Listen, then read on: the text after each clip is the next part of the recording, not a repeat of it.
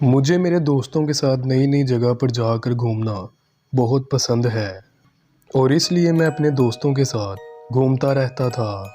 एक दिन मुझे एक शापित महल के बारे में पता लगा, जहाँ के आसपास के लोगों का ये कहना था कि रात के टाइम उस महल पर कई सारी आत्माएं घूमती रहती हैं और वहाँ के लोगों का ये भी कहना था कि रात के टाइम उस महल में अजीबोगरीब किस्म की आवाज़ें भी आती हैं। लेकिन मेरा यहाँ तक मानना था कि उस महल के अंदर बहुत सारा ख़जाना होने की वजह से लोग ये सब अपनी मनो मन में कोई ना कोई कहानियाँ बना रहे हैं, जिससे उस ख़जाने को कोई भी हासिल ना कर सके।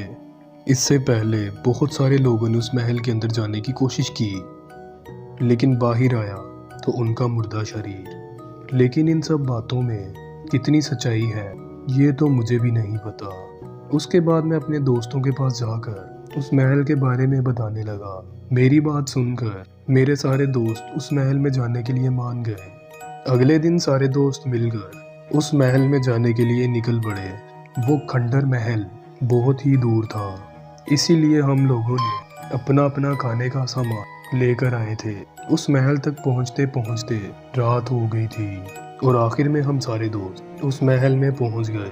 उस महल को देखकर ऐसा लग रहा था कि उस महल के अंदर 100 सालों से कोई भी नहीं गया है। कुछ देर तक उस महल में घूमने के बाद मुझे थोड़ा सा अजीब लगने लगा। ऐसा लग रहा था कि मानो कोई मेरा पीछा कर रहा हो, लेकिन मैं जब भी पलटकर पीछे देखता था तो मेरे पीछे कोई भी नहीं होता था। हम सारे दोस्त एक बड़ी सी टॉर्च के सहारे उस महल में इधर उधर भटक रहे थे, लेकिन उस महल में हमको कुछ भी नहीं मिला और इसी वजह से सारे दोस्त बहुत दुखी थे। उसके बाद हम सारे दोस्त गाड़ी में रात बिताने का प्लान बनाया, क्योंकि महल के अंदर हर तरफ कचरा बिखरा हुआ था। उसके बाद सारे दोस्त खाना खाकर आकर गाड़ी में बैठ गए और नींद की झपकी लेने लगे।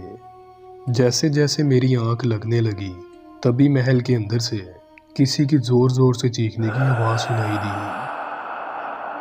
उस चीख को सुनकर सारे दोस्त डर के मारे उठ गए और उस महल की तरफ देखने लगे। तो हमने देखा कि उस महल की छत से एक जले हुए चेहरे वाला आदमी हमारी तरफ देखकर हंस रहा है। ये नज़ारा देखकर हम लोग बहुत डर गए और गाड़ी स्टार्ट करके वहाँ से भागने लगे। लेकिन सबसे अजीब बात ये थी कि वो जले हुए चेहरे वाला आदमी हमारी गाड़ी के पीछे पीछे दौड़ते हुए आ रहा था, जिसे हम लोग गाड़ी को और तेज भगाने लगे। लेकिन फिर भी वो आदमी हमारी गाड़ी का पीछा करना बंद नहीं किया। उसके बाद हम में से एक दोस्त सबको अपना अपना जूता उतारने के लिए कहा और सबके जूते को बाहर फेंकने लगा, जिसके बाद से वो जले हुए चेहरे वाला आदमी हमारा पीछा करना बंद कर दिया।